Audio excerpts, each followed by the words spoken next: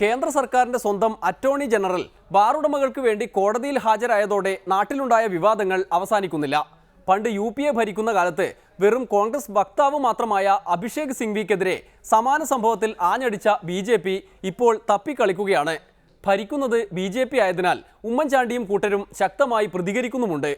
എന്തായാലും കെ സുരേന്ദ്രനെ പോലുള്ള ചില യുവ തീവ്രവാദികൾ അറ്റോർണി ജനറലിനെതിരെ രംഗത്ത് വന്നെങ്കിലും BJP സംസ്ഥാന പ്രസിഡന്റ് V മുരളീധരൻ പണ്ടത്തെ പോലെയല്ല. നിങ്ങളുടെ കാലത്ത് നിങ്ങൾക്ക് ചെയ്യാമെങ്കിൽ നമ്മുടെ കാലത്ത് നമുക്കും ചെയ്യാമെന്ന് കോൺഗ്രസുകാരോട് പറഞ്ഞ് തടി തപ്പുകയാണ്.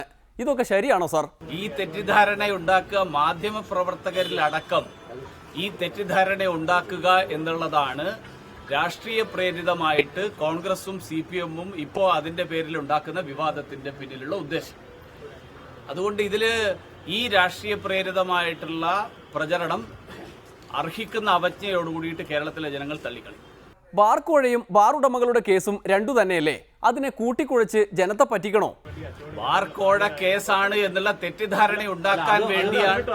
അല്ല, അതെന്നെ ചോദ്യം കൊണ്ടല്ല ഞാൻ പറയുന്നത്. ഞാൻ എന്റെ മറുപടി പറയാണ്. നിങ്ങളുടെ ചോദ്യത്തിനല്ല ഞാൻ പറയുന്നത് നിങ്ങളുടെ ചോദ്യത്തിനല്ല.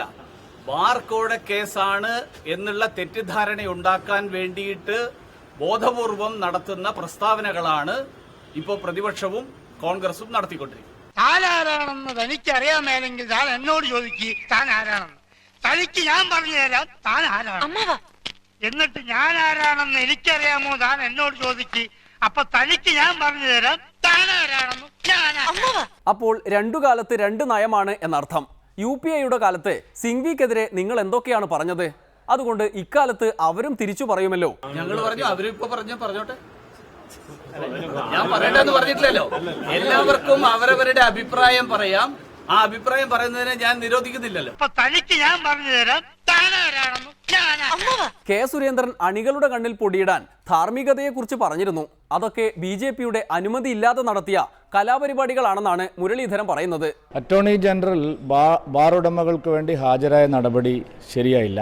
ഓരോരുത്തരുടെ നിലപാട് അവരവരുടെ ധാർമ്മികതയാണ്. നിയമപരമായി തെറ്റല്ലെങ്കിലും ധാർമ്മികമായ ഒരു ശരിയായ നിലപാടായില്ല എന്നുള്ളതാണ് ഞാൻ ഇപ്പോഴും പറയുന്നത്. ധാർമ്മികമായിട്ടാണോ അല്ലയോ എന്നുള്ളത് അത് അദ്ദേഹമാണല്ലോ തീരുമാനിക്കുന്നത്. നിയമപരമായി തെറ്റല്ലെങ്കിലും ധാർമ്മികമായ ഒരു ശരിയായ നിലപാടായില്ല എന്നുള്ളതാണ്. അതായത് ധാർമ്മികം എന്നുള്ള കാര്യം, എന്റെ ധാർമ്മികത മറ്റുള്ളവരുടെ മുകളിൽ അടിച്ചേൽപ്പിക്കാൻ എനിക്ക് അവകാശമില്ല. ഒഴിവാക്കാമായിരുന്ന ഒരു കാര്യമായിരുന്നു. ഇത് സംബന്ധിച്ച് ഞങ്ങളുടെ വിയോജനക്കുറിപ്പ് നിയമകാര്യമന്ത്രി ശ്രീ സദാനന്ദ് ഗൌഡയുമായിട്ട് നേരിട്ട് സംസാരിച്ചിട്ടുണ്ട്. എനിക്ക് എന്റെ അഭിപ്രായം പറയാം. എനിക്ക് എന്റെ അഭിപ്രായം ഈ കാര്യത്തിൽ ഇതാണ്. അപ്പോൾ പാർട്ടി എന്ന നിലയിൽ BJP-യുടെ അഭിപ്രായം എന്താണ്? BJP അതിനെക്കുറിച്ച് ഇതുവരെ ചർച്ച ചെയ്തിട്ടില്ല.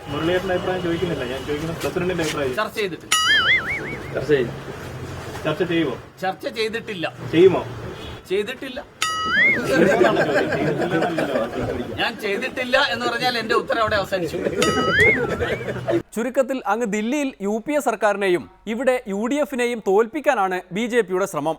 ഇനി പല കാര്യങ്ങളിലും ഇത്തരം ഇരട്ടത്താപ്പ് പ്രകടിപ്പിച്ച് കോൺഗ്രസുകാരെ തോൽപ്പിക്കുക തന്നെ ചെയ്യും എന്നുറപ്പാണോ?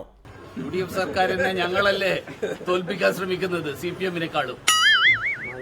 UDF സർക്കാരിനെ തോൽപ്പിക്കാൻ ശ്രമിക്കുന്നത് ഞങ്ങളാണെന്ന് അരുവിക്കരയിലെ ജനങ്ങൾ അംഗീകരിക്കുന്നതുകൊണ്ടല്ലേ CPM-കാരടക്കം ഞങ്ങൾ വോട്ട് ചെയ്തു. ഈ ചോദ്യം നിങ്ങളാരും ഈ തെക്കൻ കേരളത്തിൽ നടക്കുന്ന വിവരങ്ങൾ അറിയുന്നില്ല എന്ന് എനിക്ക് തോന്നുന്നു. തെക്കൻ കേരളത്തിൽ മാത്രമല്ല, അങ്ങ് ദില്ലിയിലും അതിനപ്പുറത്ത് വിദേശത്തും മറ്റും പോയി മോദി നടത്തുന്ന പരിപാടികൾ പോലും അറിയുന്നില്ല എന്നതാണ് വാസ്തവം.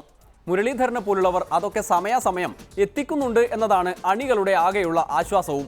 അരുവിക്കരയിൽ 1,00,000 വോട്ട് നേടിയതോടെ അറ്റോർണി ജനറലിന്റെ പേരും പറഞ്ഞുള്ള ഗ്രൂപ്പ് യുദ്ധവും BJP-ക്ക് പുതിയ പേരും പെരുമയും നൽകും. പേരും പെരുമകളും തേടി നാളെ വീണ്ടും വരാം. അതുവരെ നന്ദി, നമസ്കാരം.